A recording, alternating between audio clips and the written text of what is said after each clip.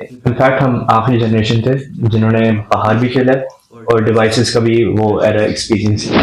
जैसे कि मैं और मेरे दोस्त हम थोड़ा एक डिफरेंट टाइप ऑफ लाइफस्टाइल जीता। वो कहते हैं कि नहीं, तुम जो खा रहे हो वो हेल्दी नहीं है। फ्रेंड्स के साथ एक बहुत इनफॉर्मेलिटी होती है। Obviously nobody likes that. Anger, confusion, frustration. पर मैं भी बड़ा हो रहा हूँ, मुझे भी अपने बिस्मिल्लाहिर्रहमानिर्रहीम, अस्सलाम वालेकुम वरहमतुल्लाह।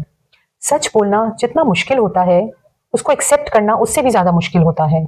मैं कमल अब्बासी आपके सामने इस सच को इस प्रोग्राम के ज़रिए न सिर्फ लेकर आऊँगी, बल्कि उसको एक्सेप्ट करने में आपकी पूरी मदद करूँगी। ये नई नस्ल जिसको जेन ज़ी कहा जाता है, हमसे वो बातें शेयर करेंगे इस प्रोग्राम में जो शायद ये अपने पेरेंट्स से कहने में रिलक्टेंट होते हैं, और हम बीइंग पेरेंट इनको खुले ज़हन के साथ सुनेंगे। इनको अगर ये गलत होंगे तो इनकी इस्लाह ज़रूर करेंगे, लेकिन इनको जज नहीं करेंगे, इनको लेबल नहीं करेंगे। तो आइए मिलते हैं अपने नए मेहमान से।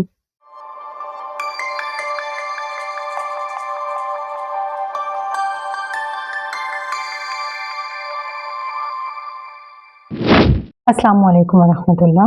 वालेकुम अस्सलाम। कैसे हैं आप? अल्हम्दुलिल्लाह, आप सही, आप सुनाएं। अल्हम्दुलिल्लाह, मैं बिल्कुल ठीक हूँ। आपका नाम जान सकती हूँ? बिल्कुल, मेरा नाम जैद बिन इमरान है। जैद बिन इमरान। जैद, क्या एज है आपकी? मेरी अभी 21 है, ऑलमोस्ट 22। 22। और जैद, तुम यहाँ अपनी मर्जी से आए हो? जी बिल्कुल। कोई स्क्रिप्ट तुम्हें दिया गया है? नहीं, बिल्कुल नहीं। ओके। तुम इस प्रोग्राम में आए हो अपने अपनी ओपिनियंस शेयर करने, क्या ये चीज़ तुम्हारे पेरेंट्स की नॉलेज में है? जी बिल्कुल। ठीक है। अच्छा, जैद, हम कुछ पेरेंटिंग से रिलेटेड तुम्हारी ओपिनियन जानना चाहते हैं। तुम जानते हो कि आजकल जैसे पेरेंट्स और बच्चों के बीच में एक रिलेशनशिप जो है वो एक गैप आना शुरू हो गया है, ठीक है? तुम्हारे ख्याल में उसकी सबसे बड़ी वजह क्या है?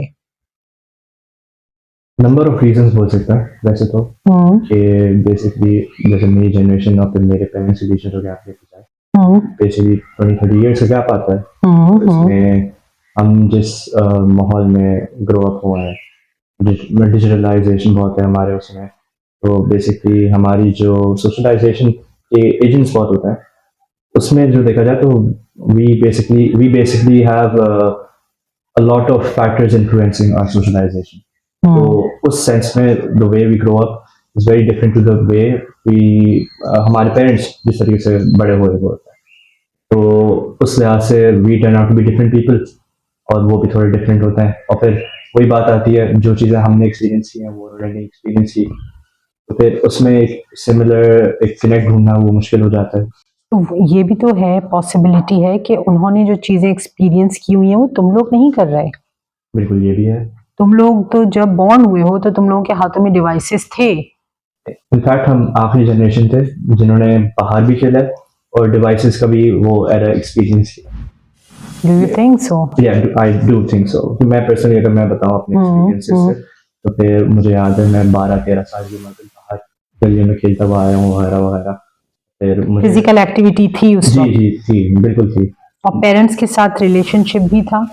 जी था। ऐसी बात है कि देखें, at every point in life relationship होती है। It's not like there is an absence of relationship, बस डिफरेंट टाइप ऑफ रिलेशनशिप होती है। व्हेन यू आर यंगर तो there is a deeper relationship. When you grow up it depends upon the person and the parent कि आपकी कैसी relationship develop करे। बहुत सारे लोगों की अच्छी भी होती है, कुछ लोगों की थोड़ी नेगेटिव भी होती है। अच्छा, कोई सिचुएशंस ऐसी भी होती हैं कि जिसमें पेरेंट्स जो है वो इस जनरेशन का पर्सपेक्टिव समझ नहीं पा रहे होते, एक अंडरस्टैंडिंग गैप आ रहा होता है? हाँ बिल्कुल होती है।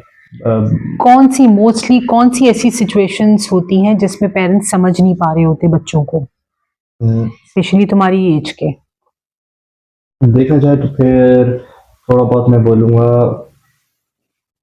Like from what I know, बहुत जनरल से मैं वो इसका जवाब दूंगा।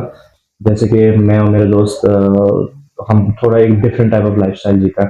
मतलब अभी टेक केयर ऑफ आवरसेल्व्स, मतलब हम अपनी डाइट का ख्याल रखते हैं, वो करते हैं। तो इस बात पे बहुत इख्तलाफ होता है कि जो हम खा रहे हैं तुम वो भी नहीं खा रहे। हाँ, सही है कि तो मतलब वो हेल्दी खा रहे हैं या तुम हेल्दी खा रहे हो? हम एक्चुअली हेल्दी खाने की कोशिश कर रहे होते हैं, वो कहते हैं कि नहीं, तुम जो खा रहे हो वो हेल्दी नहीं है, you should have a bit of everything. क्या कोई 2-3 आइटम्स मुझे बताओगे कि क्या चीजें जैसे हैं? कि मैं पर्सनली जैसे सालन में जो घी वगैरह होता है वो मैं डिसलाइक करता हूँ। मैं हमेशा सबसे बोलता है कम डाले, बिल्कुल कम डाले। मैं तो उनको भी बोलता हूँ कि आप लोग की बुरा है। उल्टा से उल्टा आगे वो जवाब देते हैं कि दाल खाओ, दाल में बहुत प्रोटीन है। मैं बोलता हूँ इतना नहीं है, ये सॉर्ट ऑफ इख्तिलाफ रहता है। एक छोटी सी एग्जाम्पल ये है। That is actually making sense.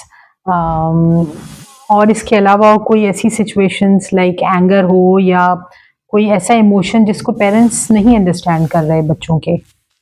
Definitely anger पे तो अब वही एंगर पे तो एक वो इख्तिलाफ भी आता है। Basically anger is basically an emotion expressed जब सामने वाले को आपकी बात समझ नहीं आ रही होती और आप जो समझाना चाह रहे हो तो वो आप खुद नहीं समझाना चाहते। फिर इसमें एक सॉर्ट ऑफ एंगर तो में तो बंदा खुद जो है वो माइंडफुल नहीं होता। बिल्कुल। तो वही बात आ जाती है ना कि उस वक्त तो सिचुएशन ये होती है कि अगला बंदा समझ ले मुझे कि what I am going through from. बिल्कुल ओके। और तुम बताओ कि तुम्हारे ख्याल में इस एज के जो बच्चे हैं वो दोस्तों में ज्यादा खुश रहते हैं या फैमिली में ज्यादा खुश रहते हैं? डिपेंड करता है ऑनेस्टली, क्योंकि एट टाइम्स मैं अपने बारे में बोलूँ तो फिर I like spending time with my friends, लेकिन इक्वली फिर मुझे होता है कि नहीं, खुद होता है कि फैमिली के साथ ना एक टाइम स्पेंड किया जाए, मीनिंगफुल टाइम स्पेंड किया जाए। लेकिन एज अ स्टैटिस्टिक बोलूँ तो फिर विद फ्रेंड्स कि मोर। अगर फ्रेंड्स के साथ भी तुम्हारी जनरेशन टाइम ज्यादा स्पेंड कर रही है तो हर बार इसकी वजह ये तो नहीं होती कि फैमिली से बिल्कुल कट ऑफ हो गया है? बिल्कुल भी नहीं, ऐसा बिल्कुल भी नहीं है। मतलब if I am wanting to spend time with my friends is basically के I want to spend time with people like myself. Like minded people में अपना टाइम गुजार रहा हूँ, मैं उन लोगों के साथ गुजार रहा हूँ जो मेरे एज के हैं, उनसे जो मेरा ह्यूमर समझ सकते हैं, जो मेरे साथ थोड़ा हंसी मजाक में इन्वॉल्व हो सकते हैं, या तो फिर जो मेरे मसले मसाइल समझ सकते हैं। क्या फर्क है ये इन दोनों टाइम्स में? अगर मैं इसको डिवाइड करती हूँ फैमिली टाइम और फ्रेंड्स टाइम, तो इसमें क्या चीज है जो इधर होती है इधर नहीं होती और इधर होती है इधर नहीं होती? फ्रेंड्स के साथ एक बहुत इनफॉर्मेलिटी होती है। आई एम नॉट सेइंग कि फैमिली के साथ भी नहीं होती, लेकिन the degree of informality with your family is very much different with जो आपकी दोस्तों के साथ होती है। मतलब ऑब्वियसली बात है, आप खुद की बात नहीं कर सकते। जो चीज़ आपको दोस्तों को बोलनी है वो आप दोस्तों को बोल सकते हो। वही बात है, जो चीज़ आपको फैमिली को बतानी होती है वो चीज़ आप दोस्तों को नहीं बताते। तो यू मीन फ्रेंड साइड पे जजमेंट्स नहीं होती? जजमेंट्स नहीं होती, लेकिन फिर मैं वही बात बोलूंगा कि अगर कोई पर्सनल इशू आए, like very like personal issue अगर मेरा खुद आए पर्सनली, तो my first instinct would be के गो टू माय पेरेंट्स। सही है, बाकी इश्यूज के लिए I can consult my friends, लेकिन फिर कुछ बातें होती हैं, आपको भी होता है कि you know I need someone who is gonna be in my corner like fully. तो फिर उस मामले में देखा जाए तो खून होता है, तो खून को ही बैक करेगा फुली। तो राइट राइट, वेरी राइट। अच्छा ये बताओ कि पेरेंट्स किस हद तक सक्सेसफुल हैं पेरेंटिंग में? देखिए, पेरेंटिंग अगर देखा जाए at a very like literal level, तो बेसिकली आप अपने ऑप्शन को एक सेफ इन्वायरमेंट में, एक ऐसे इन्वायरमेंट में कल्टीवेट करें, ऐसे इन्वायरमेंट में आप उनको ग्रो अप करें कि दे फील सेफ।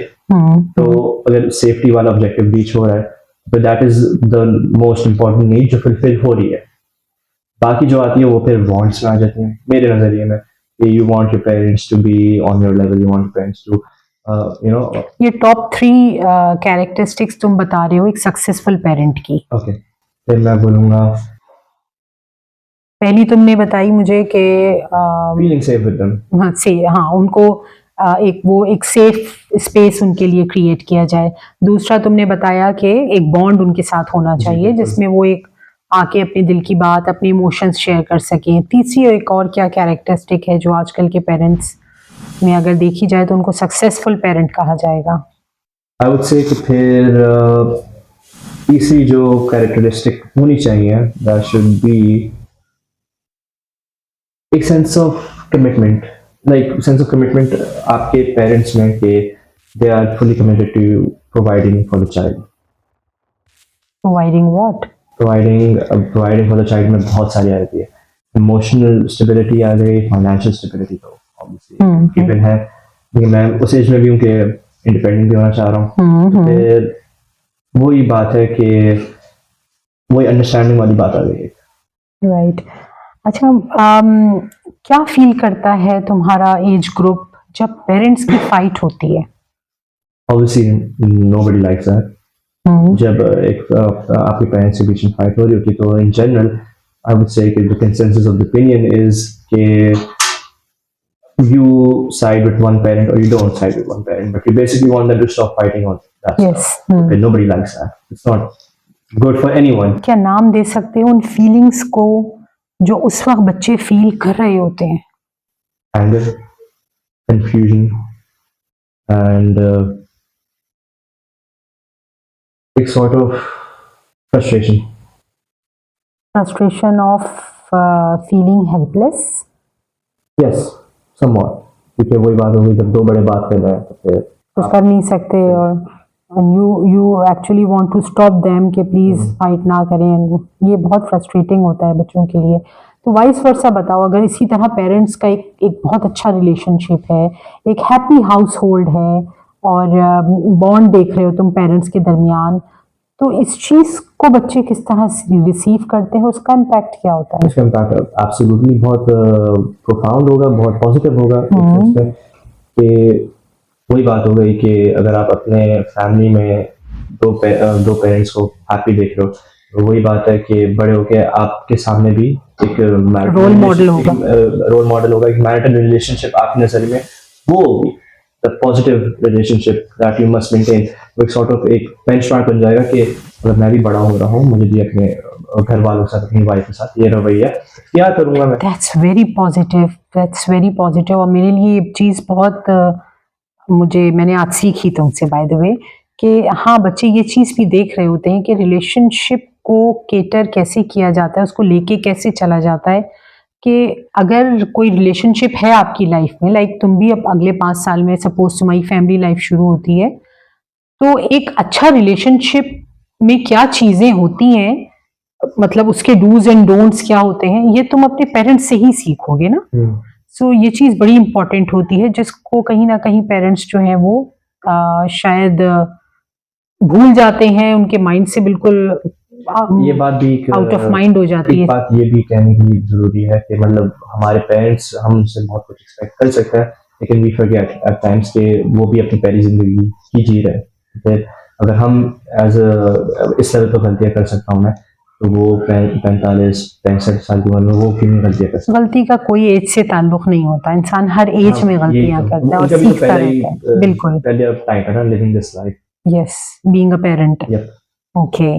और इसका इम्पैक्ट तुम्हारे हाउस होल्ड का जो हैप्पी हाउस होल्ड होता है, उसका इम्पैक्ट तुम्हारे बिहेवियर, तुम्हारी एकेडमिक्स, इन सब पे कैसा आता है?